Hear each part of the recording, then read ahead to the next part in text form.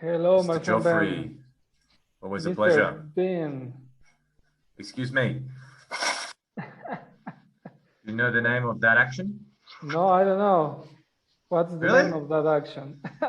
to, You really to, don't know the name? The name that to, action is to blow your nose. to blow your nose. To blow your So nose. I recently blew in the past. I recently blew my nose. And then what's the expression that I need to say if someone blows their nose? Well, it's not like the sneeze. You know, the sneeze is achoo. And when somebody sneezes, you say bless you, right? Ah, okay, bless you. But I was mixing up. when somebody blows their nose, you don't say anything. And actually now in pandemic times, you probably want to Run, take a step back. run away. Although Exactly. this is funny though. When somebody burps, do you know the verb to burp? To burp? No, it's the Yeah. first time. What about Homer Simpson? What was he famous for? His burps, remember? Ah, okay. That is to Burp. burp. And Okay. obviously, I imagine you know the verb to fart. Fart. That is to fart. Ah, no, no, no. It's the first time. Oh Was my it? God, this is what happens when you read Cambridge books to learn English, you know? Exactly, exactly. There isn't there aren't those kinds of expressions of words. Well, to burp, so when somebody sneezes, you often say bless you, right? But when somebody burps or farts, you often say excuse you. Excuse you. Okay. Yeah, yeah, Like yeah. And suggesting with the a certain action. tone as well, like a very disapproving tone. So for example, if you hear somebody fart or somebody burp, you can say, excuse you, like that. It's like expressing that it is so disgusting for you. Yeah. Yeah, yeah, yeah. So Ah, so okay. they yeah. But It's not then, something that you probably won't have the opportunity. Well, you live what? You spend the week with about 80 guys, so you probably will have the opportunity to use this expression. I'm sure they're farting and burping all the time. not quite often, but I will take into account to tell them, excuse you. Excuse you. But if let's say that I told you, or I tell you, excuse you, would you answer that with something like sorry You or something like that? Well, you're saying that if I cut the cheese, now that's a colloquial expression that means to fart. If I cut the cheese in front of you and then you say, excuse you, are you asking then if I would respond with something back? Exactly, like sorry, it was not my intention or something like that. Probably, yes. Like, oh, sorry, my bad, like it depends. Like if I'm with my friends, I'm not going to apologize. I'm gonna be laughing and saying, you're welcome. Oh, okay. But Like, obviously, if I accidentally burp or fart in a public space, yeah, and somebody says excuse you, or even if somebody doesn't say that, I would say, oh, sorry, something like that. Sorry, my bad, or excuse me. okay. Could That's you another thing. spell? Okay, sorry. If you burp or fart in public, you should also say, oh, excuse me, like excuse me, like sorry, Excuse excuse me. me. Like expressing that it was not your intention to do that. It was a mistake. Yeah. Okay. Would you like to spell those words for the people who are watching this video? Yeah, yeah, yeah. To burp is BURP, Mm-hmm. right? Burp. And to fart is FART. Now, the funny thing about the verb fart is there are a lot of kind of alternative ways to say that. One of them is to cut the cheese. That's a very popular Cut the expression, to cheese. cut the cheese. Okay. Okay. Now, Another one is okay. to no. Let's just stick with to cut the cheese for the time being. Cut the Let's cheese. start with that, or to fart. fart. Do you fart in front of your wife? No, I haven't done that. So no. Are you serious? How long have you been with her? I've been with her for 10 years, more than 10 years. And you still don't have the confidence to fart in front of her? To fart? No. Do you? So what happens if you need to cut the cheese? What do you do? And you're with her. What do you do? No, I can go to a different place or somewhere where I'm not going to be disgusting for anyone. Oh my God, that's ridiculous. I fart in my wife's face all the time. This must be a big difference. This must be a big difference in cultures. I know that in Australia, men, when you start a relationship in Australia, there is a period where you don't fart in front of your partner because you're still trying to impress her. But I would say that lasts about 3 months, and after that, you're farting in front of her. I even sometimes fart like if I'm in another room, I will get up and go to where my wife is just so I can fart in front of her. That's the level that we are on. That's the level of confidence we have. Confidence, okay, but I think it is like a cultural thing. I have noticed that farting in Chile, where I'm living at the moment, for those who don't know, I've been living in Chile for about eight years, teaching English and living with my Chilean wife, almost 10 years now. Farting is very taboo here. It's very looked down on. They've got no problem with you smoking weed or marijuana in the streets or drinking alcohol in the streets. But if you cut the cheese, in the bank or in the elevator, this is like unacceptable. Exactly. It's strange. The standards are quite strange. In front of your wife, that will be something that outward that the people will tell you, look, are you crazy? What's wrong with you if you do that? I've even farted in front of some students before as well. I don't recommend other teachers do that, but that's just letting you know, like I often fart in class, and then I ask them, do you know what that's called? It's a vocabulary building game. Okay, exactly. Well, that's like a way to teach them a new vocabulary, for example. Yes, that's what you need to do. If you sneeze, you ask them, do you know the name of that? But that's not something that you will do in a work interview, for example. Well, I don't know. Now because I've been working independently. I've been in like a private independent teacher since 2010. I haven't had a boss. I haven't worked in like an office. I've forgotten office politics.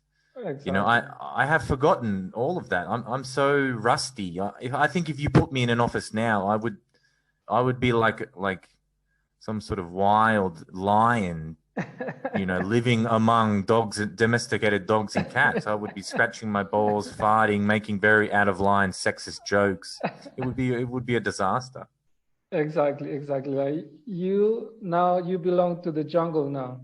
You are not even like in my classes, the things I say, I think shock some of my students because they've never had such experiences with other teachers. I think a lot of other teachers are much more formal. They don't teach the bad words. They follow the books. I don't have that approach. I use a much more natural approach. I am who I am, and I like to teach people all areas of English: the good, the bad, the ugly, all of it. I think that's a good approach to teach English because people need to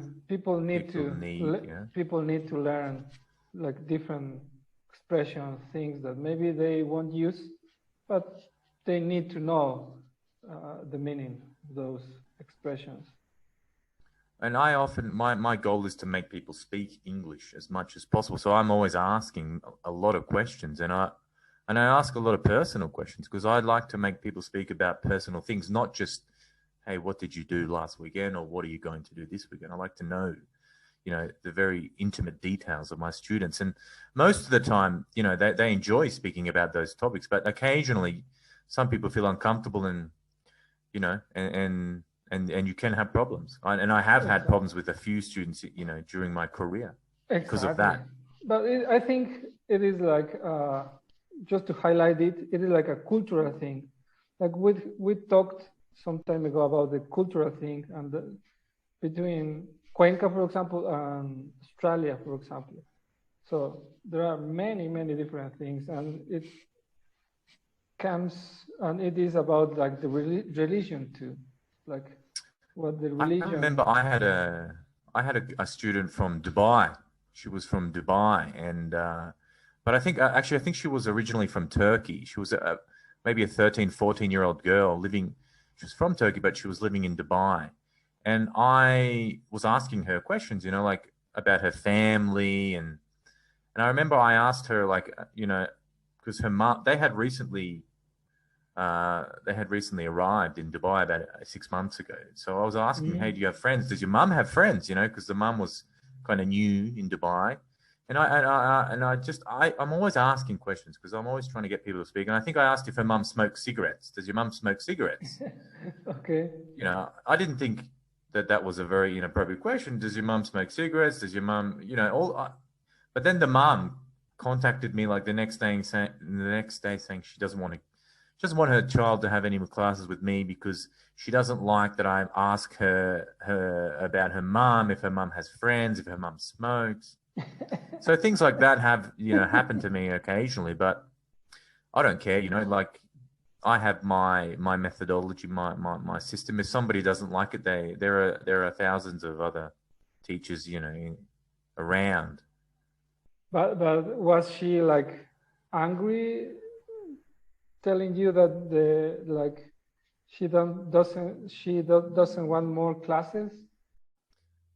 Well, yes, that's exactly what happened. She said that she didn't like that I was asking her daughter about her, you know, like, but hey, you know, I've got to get the girl to speak, so I'm going to be asking her about everything.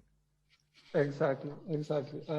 So that's a cultural thing again. So for some people, like with me, it is like we can talk about whatever we want, but with some people, it will be so rude that they won't talk with you again anymore.